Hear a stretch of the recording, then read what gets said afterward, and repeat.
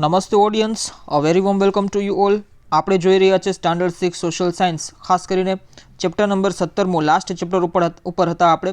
અને ફાઇનલી આજે લાસ્ટ ચેપ્ટરનો પણ લાસ્ટ પાર્ટ છે, જેની થીમ છે જીવન નિર્વાહ, એટલે કે લાઇવલીહુડ. ઓકે, અર્બન લાઇવલીહુડ હોય અથવા તો રૂરલ લાઇવલીહુડ હોય, એના વિશેની આ વાત છે.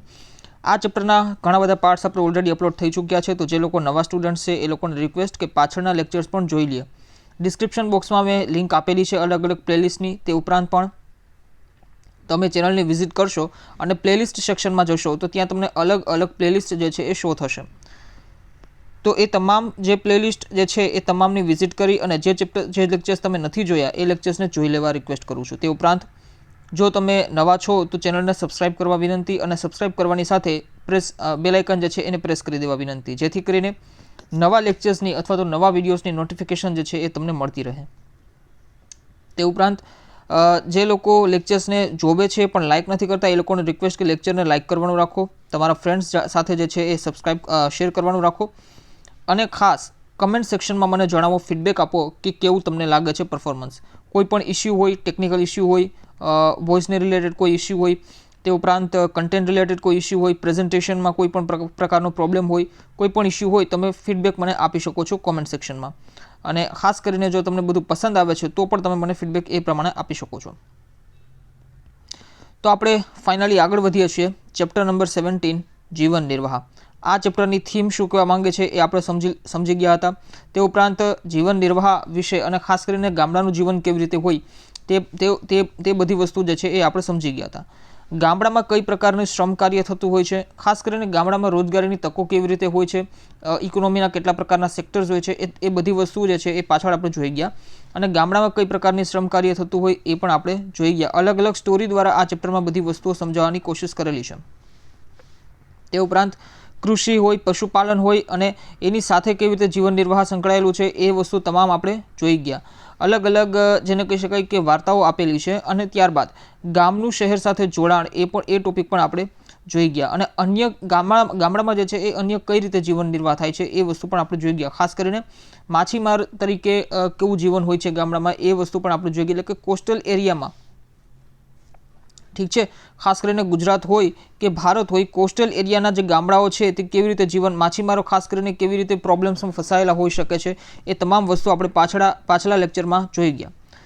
આજે આપણે જે વાત કરવાની છે એ શહેરના જીવન વિશેની વાત કરવાની છે, કે શહેરના લોકો કેવી રીતે રહે છે અને ખાસ કરીને કેવી રીતે કમાય છે, કમાવાની તક શું હોય છે, એ તમામ વસ્તુ આજે આપણે જે છે એ આજના લેક્ચરમાં જોવાના છે.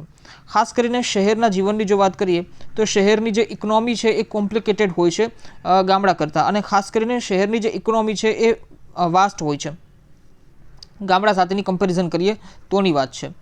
જે પ્રકારના શહેર હોય, જે પ્રમાણેના શહેર હોય એ પ્રમાણેની ત્યાંની જે છે એ અર્થવ્યવસ્થા આપણને જોવા મળતી હોય છે. આપણે અર્થવ્યવસ્થા એટલે કે ઇકોનોમીના સેક્ટર્સની મેં તમને વાત કરેલી હતી કે ભાઈ પ્રાઇમરી સેક્ટર હોય, સેકન્ડરી સેક્ટર હોય, ટર્શરી સેક્ટર હોય. 5 સેક્ટર્સ એકચ્યુઅલી જોવા મળે છે, પણ અત્યારે આપણા માટે 3 સેક્ટર્સ જે છે એ સમજવા ખૂબ જ જરૂરી છે. તો એમાંના જે પ્રાથમિક ક્ષેત્ર છે અર્થવ્યવસ્થાનું, પ્રાઇમરી સેક્ટર જે છે અર્થવ્યવસ્થાનું, એમાં આપણે જોઈએ કે ભાઈ ખાસ કરીને એગ્રીકલ્ચર જેવી એક્ટિવિટીઝ છે એ સંકળાયેલી હોય છે. તો ગામડાની જો આપણે વાત કરીએ તો ગામડામાં જનરલી તમે જુઓ કે એગ્રીકલ્ચરથી માંડીને નાના મોટા વેપાર તમામ વસ્તુઓ જે છે એ ગામડામાં જોવા મળતી હોય છે.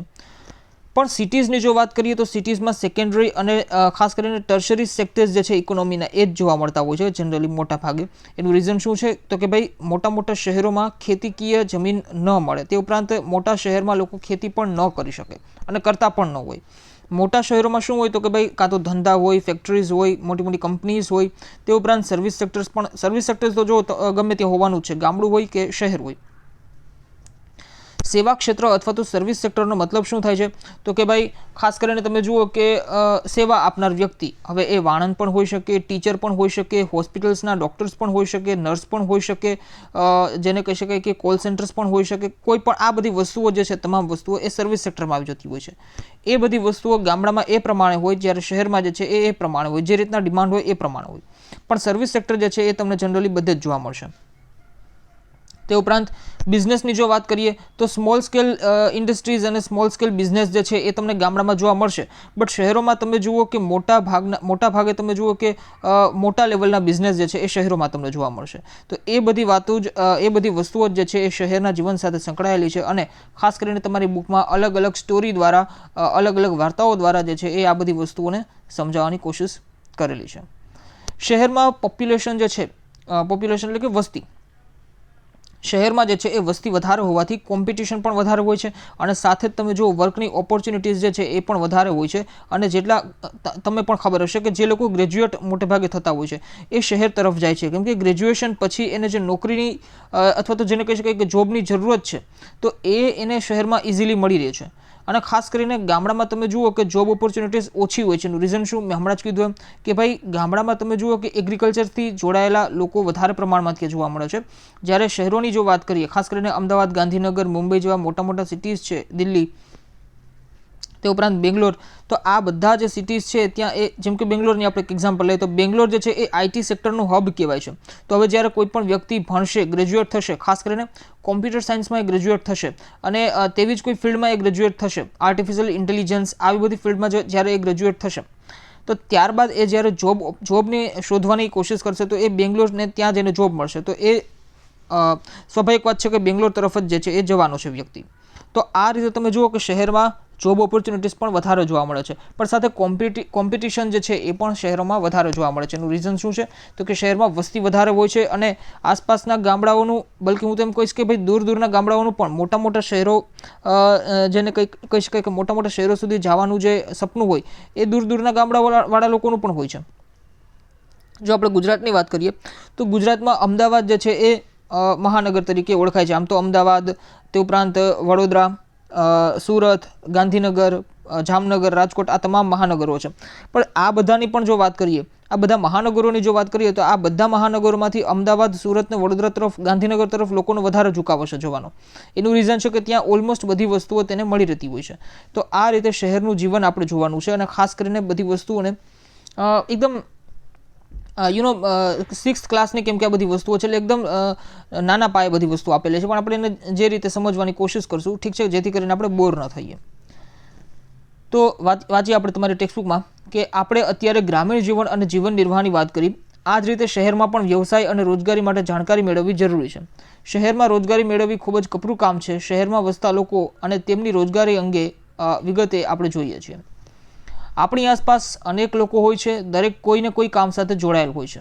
શહેરમાં વિવિધ પ્રકારના વ્યવસાય જે છે એ જોવા મળતા હોય છે. શહેરમાં જે છે એ વિવિધ પ્રકારના વ્યવસાય જોવા મળે છે. આ વ્યવસાય ઉપર અનેક લોકો નિર્ભર હોય છે.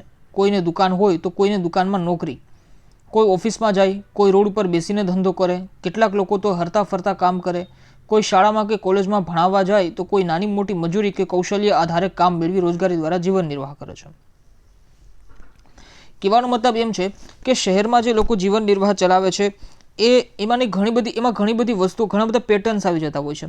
તમે જો ક્યાંક ફેરિયાવાળા હોય, ઓકે, કે જે પોતાની રેકડી દ્વારા જે છે એ પોતાનો બિઝનેસ ચલાવતા હોય છે. તો ક્યાંક તમે જુઓ કે લોકો ઓફિસમાં પણ જાય છે. પછી કોઈને એક માની લો કે બિઝનેસ છે, નાનકડી કરિયાણાની દુકાન છે, તો એ દુકાનમાં પોતે માલિક તો હશે જ, બરાબર છે, એટલે માલિકને એ રીતનો ધંધો છે, પણ જ્યારે એને દુકાનમાં જે છે નોકરી કરતા લોકો પણ જશે. તો આ રીતે પછી ઉપરાંત કોઈ રોડ પર બેસીને પણ ધંધો કરે છે. તો આ રીતે શહેરનું જીવન અથવા શહેરમાં જે જીવન નિર્વાહની વાત છે એ આ રીતે છે. મતલબ અલગ અલગ રીતે લોકો જે છે એ ત્યાં જીવન નિર્વાહ કરે છે.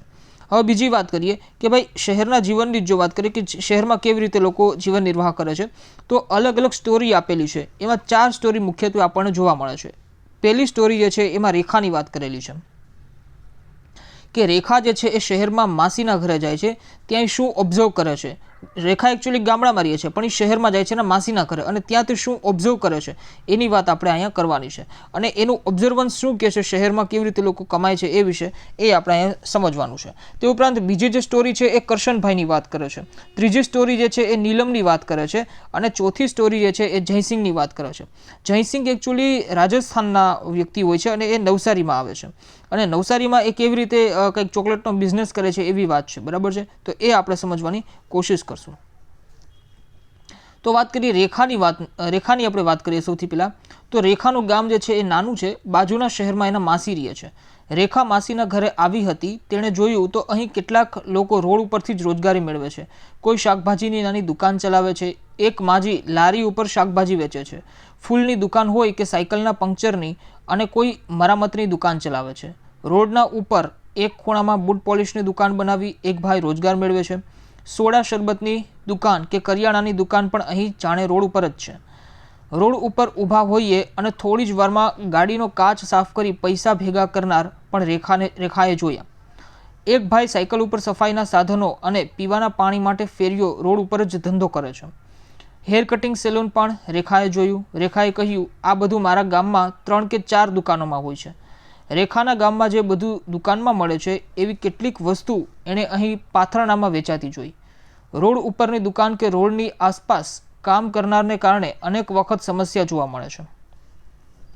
હવે રેખા જે વસ્તુ અહીં ઓબ્ઝર્વ કરે છે, બરાબર છે, કે ભાઈ પંક્ચરની દુકાન, તે ઉપરાંત હેર સેલૂન, આ બધી જ વસ્તુઓ રેખા પોતાના ગામડામાં પણ એ બધી વસ્તુઓ જોવે છે. પણ ગામડામાં જે રીતના જોવે છે એના કરતાં શહેરમાં થોડી અલગ રીતે જોવે છે. કેમ કે રેખા જે ગામમાં રહે છે, ગામ નાનકડું છે અને ત્યાં 3 કે 4 કે 5 દુકાનમાં જે છે આ તમામ વસ્તુઓ એને જોવા મળે છે.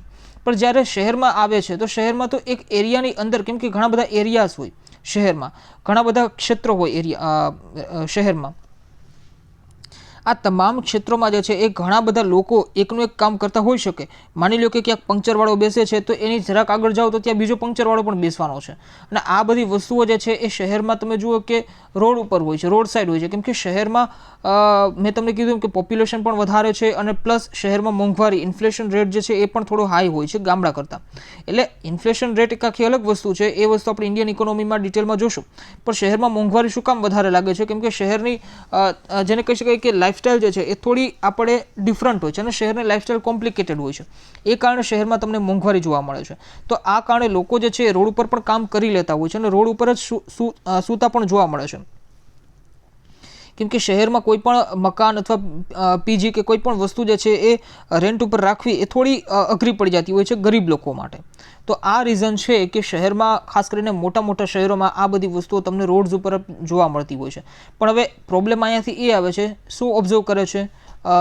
નામ શું છે? રેખા. ઓકે, રેખા શું ઓબ્ઝર્વ કરે છે? રેખા ઓબ્ઝર્વ કરે છે કે આના કારણે જે રોડ ઉપર આ બધી વસ્તુઓ છે તે ઉપરાંત ખાસ કરીને લોકો સૂતા હોય છે રાત દરમિયાન અને રોડ ઉપર જ ઘણા બધા કામ કરતા હોય છે. તો આના કારણે તમે જુઓ કે ટ્રાફિક સમસ્યા જે છે એ પણ વધી જાય છે શહેરમાં. એ રેખા ઓબ્ઝર્વ કરે છે. તે ઉપરાંત ટ્રાફિક સમસ્યા તો હોય છે, પણ એનાથી શું થશે કે ભાઈ એક્સિડન્ટ્સ પણ થતા હોય છે નાના મોટા. અને આવી ઘણી બધી વસ્તુઓ જે લોકો રોડ ઉપર, ખાસ કરીને રોડની આસપાસ લોકો વ્યવસાય કરી રોજગારી મેળવે છે, તો આ બધી આને લીધે જે છે એ ઘણા બધા લોકોને તકલીફ પણ થતી હોય છે.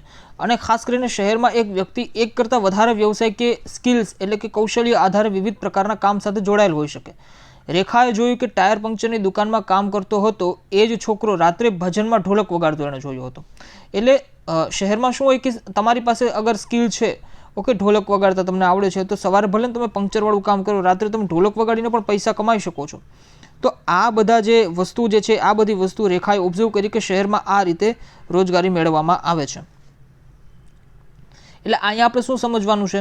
અહીંયા આપણે સ્ટોરી દ્વારા એમ સમજી શકીએ કે ભાઈ શહેરમાં જનરલી મોટાભાગના બધા જ કામ જોવા મળે છે, પણ શહેરમાં જે છે એ અનઓર્ગેનાઇઝડ વેમાં આ બધા કામ થતા જોવા મળે છે. રોડ ઉપર રહેવા પણ લોકો મજબૂર બનેલા હોય છે. તે ઉપરાંત ગમે ત્યાં લારી રાખીને પણ લોકો કામ કરે છે. એવું બધું કોઈ રૂલ્સ એન્ડ રેગ્યુલેશન્સમાં જનરલી તમે જુઓ કે કામ થતાં ગંદકી પણ તમને જોવા મળતી હોય. ઓકે, તો આના કારણે ટ્રાફિક સમસ્યા અને ઘણા બધા ઇસ્યુઝ જે છે એ થતા હોય છે શહેરમાં. એ વસ્તુ અહીં આપણે સમજાવવાની કોશિશ કરેલી છે. અને એક કરતાં વધારે કામ, જે રીતે એગ્રીકલ્ચરમાં અથવા તો કૃષિમાં એક કરતાં વધારે પાકની પેટર્ન હોય, એ રીતે શહેરમાં લોકો રોજગારી મેળવવામાં ઘણી વખત શું કરતા હોય કે એક કરતાં વધારે કામ કરે એક જ દિવસની અંદર, અને અલગ અલગ કામમાંથી જે છે એ પૈસા અથવા તો જેને કહી શકાય કે આવક અથવા રોજગારી જે છે એ મેળવવાનું કામ કરતા હોય છે. તો આ રીતે રેખાની સ્ટોરી અહીંયા આપણે પૂરી થાય છે. એક અંદાજ મુજબ શહેરમાં રોજગારી મેળવતા કુલ વ્યક્તિ પૈકી 12% લોકો શહેરમાં રસ્તા ઉપરથી રોજગારી મેળવે છે. કેટલાક શહેરમાં પાથરણા બજાર કે લારી ગલ્લા બજાર માટે ખાસ વ્યવસ્થા કરવામાં આવે છે, જેથી કરીને ટ્રાફિક સમસ્યા જે છે એ નિવારી શકાય છે. ત્યારબાદ જે નેક્સ્ટ સ્ટોરી આવે છે એ આવે છે કરશનભાઈની વાત અથવા તો કરશનભાઈની સ્ટોરી. હવે આમાં શું હોય છે કે ભાઈ બનાસકાંઠા જિલ્લાના વાવ તાલુકામાં માવસરી ગામ છે. એક બાજુ રાજસ્થાન અને એક બાજુ પાકિસ્તાનની સરહદ ધરાવતું આ ગામમાં કરશનભાઈ રહ્યો છે. તે ગામમાં સુથારી કામ કરતા હતા. કરશનભાઈ 5 વર્ષથી બાજુના નગર થરાદમાં રહે છે. કરશનભાઈ શહેરમાં રિક્ષા ચલાવવાનું કામ કરે છે. તેમની રિક્ષામાં શાળાના બાળકોને શાળા સુધી પહોંચાડે છે. આજે કરશનભાઈ પાસે 2 રિક્ષા છે. આજે કરશનભાઈ શહેરમાં રિક્ષા ચલાવી રોજગારી મેળવે છે. એટલે કહેવાનો મતલબ એ છે કે ભાઈ કરશનભાઈ જે છે એકચ્યુઅલી ગામમાં રહેતા હોય છે, પણ ગામમાં જે છે એ ઘણા બધા ઇસ્યુઝ આવ્યા હશે અને રોજગારી મેળવવામાં તકલીફ પડી હશે. સુથારી કામ એકચ્યુઅલી કરતા હોય છે, પણ એ બધું પ્રોબ્લેમ જે છે આવી હશે અને પ્રોબ્લેમ્સથી છૂટવા માટે નગરમાં ગયા હશે. પણ નગરમાં જે છે એ પોતે રિક્ષા ચલાવે છે અને રિક્ષા ચલાવતા ચલાવતા એની પાસે સારી એવી ઇન્કમ થઈ તો એની 2 રિક્ષા એને લઈ લીધી હવે કરશનભાઈએ. અને ખાસ કરીને રિક્ષા ચલાવીને જે છે સારી રીતે રોજગારી મેળવે છે. ગામડા કરતાં શહેરમાં એને સારી રીતે મતલબ રોજગારી મેળવી શકે છે, એ વાત કરવામાં આવેલી છે. ત્રીજી જે વાત કરેલી છે એ નીલમની વાત કરેલી છે કે ભાઈ નીલમના મામા એક ફેક્ટરીમાં કામ કરે છે. હવે અહીંયા આપણને એ સમજવા મળશે, એ જોવા મળશે કે ભાઈ ખાસ કરીને શહેરમાં, મોટા મોટા શહેરોમાં કેવી રીતે ફેક્ટરીઝમાં પણ કામ કરતા હોય છે લોકો. મોટી મોટી ફેક્ટરીઝ જે હોય છે એમાં પણ. રેખાની જો વાત કરીએ તો રેખાએ જનરલ ઓબ્ઝર્વેશન્સ કર્યું બધું. કરશનભાઈની વાત કરીએ તો કરશનભાઈના કેસમાં એ રિક્ષા ચલાવે છે. હવે બીજી આપણે નીલમની જો વાત કરીએ તો નીલમના મામા ફેક્ટરીમાં કામ કરે છે. એટલે ફેક્ટરીઝ પણ તમને મોટી મોટી ફેક્ટરીઝ જે છે એ પણ તમને શહેરોમાં જોવા મળે છે. ફેક્ટરી જે છે એ મોટા સંકુલમાં છે, એટલે કે મોટા એરિયામાં છે.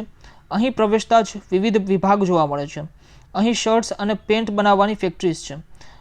અહીં કાપડનો વિભાગ અને ટેકનિકલ વિભાગ વધારે સક્રિય જોવા મળ્યો. ઉપરના માળમાં 50 કરતાં વધારે મશીન્સ હતા. ઓછી મહેનતે વધારે કામ અને સિલાઈ થઈ શકે એવા સિલાઈ માટેના મશીન્સ હતા. સિલાઈ કરવા અને બટન લગાવવા માટે ખાસ પ્રકારના મશીન હતા. આ કારણે ઓછી મહેનતે વધુ કામ થતું હતું. નીલમના મામા અહીં મેનેજર તરીકે કામ કરતા હતા. તેમણે નીલમને કપડું આવે ત્યાંથી શર્ટ કે પેન્ટ તૈયાર થઈને પેકિંગ થાય ત્યાં સુધીની કામગીરી જોવાની તક આપી. તે ફેક્ટરી જોઈને આવી. અહીં તેના મામા વેપારીઓ સાથે વાત કરતા હતા. સામેના વેપારને કામ ઝડપથી જોઈતું હતું. એમણે 1000 શર્ટ જોઈતા હતા. તેઓ કહેતા હતા કે ઓવરટાઈમ કરાવી આ ઓર્ડર પૂરો કરાવી આપો. નીલમના મામાએ તેમને ઓવરટાઈમ અને તેમાં થતા વધારાના ખર્ચ અંગે વાત કરી. એટલે હવે અહીંયા કહેવા શું માંગે છે કે ભાઈ ખાસ કરીને શહેરોમાં જો મોટી મોટી ફેક્ટરીઝમાં જ્યારે કામ કરવાનું થતું હોય છે ત્યારે ઘણી વખત એવું બને કે મોટા મોટા ઓર્ડર્સ આવી જાય અને એ ઇમરજન્સી ઓર્ડર્સ હોય કે ભાઈ ખાસ કરીને તાત્કાલિક કામ જોઈએ જ છે. તો શું થાય કે ભાઈ ફેક્ટરીમાં જે કામ કરતા હોય એ લોકોને ઓવરટાઈમ કરવો પડતો હોય. ઓવરટાઈમ એટલે કે જે માની લો કે 8 કલાકનો એની શિફ્ટ છે, 8 કલાકની એની શિફ્ટ છે, બરાબર છે, 8 કલાક એને કામ કરવાનું છે. પણ માની લો કે ઓવરટાઈમ એટલે કે વધારે પડતો સમય કામ કરવો પડે છે. માની લો 8 કલાકની એ 12 કલાક પણ કરતા હોય, 10 થી 12 કલાક જે છે એ કામ કરી લેતા હોય. તો આ રીતે જે છે એ ઓવરટાઈમ કરી અને ઝડપથી જે છે કામ પૂરું કરી અને જે પણ એના ક્લાયન્ટ છે એને માલ સપોઝ પહોંચાડવાનો છે તો એ બધી વસ્તુઓ એ કમ્પ્લીટ કરી લેતા હોય છે. અને આ ઓવરટાઈમ જે છે એને રૂપિયા મળે છે. ઓકે, માની લો 8 કલાકની એની શિફ્ટ છે, એના જે રીતના રૂપિયા મળતા હોય એના કરતાં એ વધારે પડતું જો કામ કરે, ફેક્ટરીને જે ફાયદો કરાવે તો એને ઉપરથી વધારે રૂપિયા મળતા હોય છે. તો એ પ્રકારે પણ શહેરમાં જે છે જીવન નિર્વાહ થતો હોય છે. 24 કલાક કામ કરતા એકમમાં 3 પાળીમાં કામ થાય છે, એટલે કે 3 શિફ્ટમાં કામ થાય છે. એક જ જગ્યામાં 24 કલાક દરમિયાન 3 વ્યક્તિ કામ કરે છે. 8 કલાક કરતાં વધારે કામ કરવાનું થાય તો દરેક કલાકના કામ માટે વધારાના નાણાં ચૂકવવામાં આવે છે.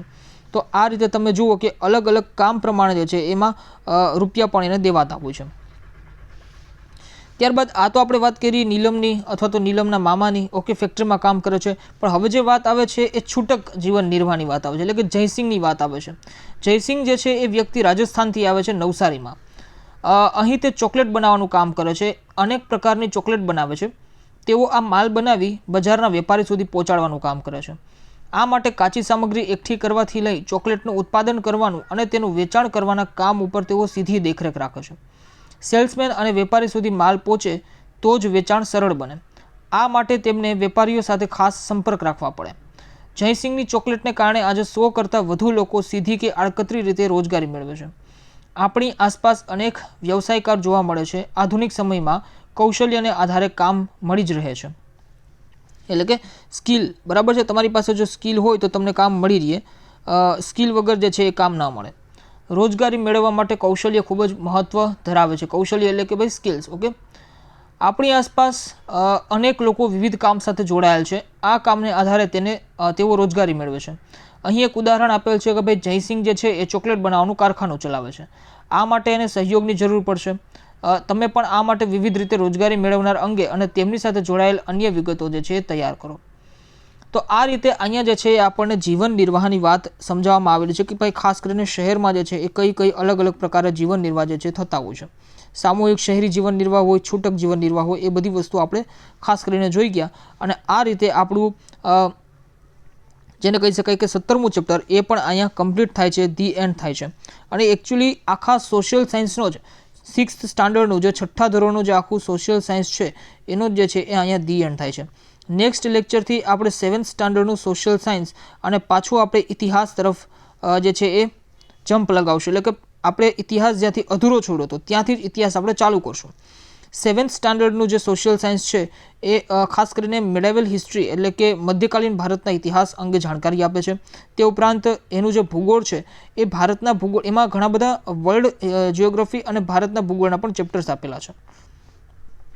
તે ઉપરાંત જો આપણે વાત કરીએ કે નાગરિક શાસ્ત્રની, તો ત્યાં અહીંયા જેમ તમે લોકલ ગવર્મેન્ટ વિશેની માહિતી લીધી એમ ત્યાં આગળ આપણે સ્ટેટ ગવર્મેન્ટ વિશેની માહિતી લેશું. તો આ રીતે હિસ્ટ્રી, જિયોગ્રાફી અને સિવિક્સ પાછું આપણે આગળ કન્ટિન્યુ ફ્લોમાં જે છે એ કન્ટિન્યુ કરશું. અને અત્યારે આપણે 6th ક્લાસની જે 6ઠ્ઠા ધોરણની તમારી સામાજિક વિજ્ઞાનની બુક છે એ કમ્પ્લીટ થઈ ચૂકી છે. તો પ્લીઝ કમેન્ટ સેક્શનમાં જે છે ફીડબેક આપવાનું રાખતા જાઓ કે કેવું લાગ્યું તમને પરફોર્મન્સ, અને ખાસ કરીને તમામ કોન્સેપ્ટ જે છે તમારે ક્લિયર થયા કે નહીં થયા. આ તમામ વસ્તુના ફીડબેક જે છે એ કોમેન્ટ સેક્શનમાં આપતા જાઓ. ખાસ કરીને લેક્ચર પસંદ આવે છે તો લાઇક કરવાનું રાખો. તે ઉપરાંત તમારા ફ્રેન્ડ સાથે જે છે એ શેર કરવાનું રાખો. તે ઉપરાંત ચેનલને જે છે એ સબસ્ક્રાઈબ કરવાનું રાખો, જેથી કરીને મને વધુમાં વધુ જે છે એ મોટિવેશન મળે. તો thank you for watching the lectures. ખાસ કરીને પાછળના જેટલા પણ લેક્ચર્સ છે જે લોકોએ નથી જોયા એ લોકોને રિક્વેસ્ટ કે પાછળના તમામ લેક્ચર્સ જોઈ લઈએ. અને કેમ કે એનું રીઝન છે કે હવેના લેક્ચર્સ જે છે એ હજુ હું એની લેન્થ જે છે એ ઓછી રાખું છું, કેમ કે ઘણા બધા લોકો જે છે સ્કીપ કરતાં જોતા હતા. પણ પાછળના લેક્ચર્સ જે છે એ 1-1 કલાકના ઘણા લેક્ચર્સ છે. તો જ્યારે એક્ઝામનો ટાઈમ નજીક હશે ત્યારે તમે જો એ લેક્ચર જોશો તો વાંચવાનો તમને ટાઈમ નહીં મળે. એટલા માટે કહું છું કે અત્યારે ફ્લોમાં જેને કહી શકાય કે પેરેલલમાં તમે કન્ટિન્યુ જે છે તમામ લેક્ચર્સને સ્કીપ કર્યા વગર જોતા જાઓ. તમારા તમામ કોન્સેપ્ટ જ્યારે ક્લિયર થઈ જશે પછી તો તમારે માત્ર રીડ જ કરવાનું છે.